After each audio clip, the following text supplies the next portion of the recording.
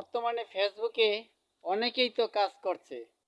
খুঁজে দেখুন, নিজের শালীনতা নিজেই নষ্ট করছে। ভদ্রতা বজায় রাখুন, অশ্লীলতাকে বলুন না। আর অশ্লীল ভিডিও করে কখনোই সফলতা পাবেন না, কারণ মানুষ অশ্লীলতাকে ঘৃণা করে। কোনো ভদ্র মানুষ অশ্লীলতাকে মেনে নেয় না। তাই ফেসবুকে যারা কাজ করছেন রুটি রুজির উদ্দেশ্যে, তাদেরকে বলি, নিজের ভদ্রতা শালীনতা বজায় রেখে কাজ করুন।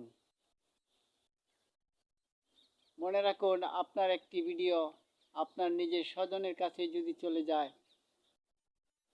তাহলে কেমন লাগবে? প্রতিনিয়তই ভিডিওটি যে কারো সামনে ভেসে উঠতে পারে। তাই ভদ্রতা বজায় রেখে ভিডিও করুন, সত্যের পথে চলুন। ইনশাল্লাহ এগিয়ে যাবেন একদিন। ভালো থাকবেন। আল্লাহ হাফেজ।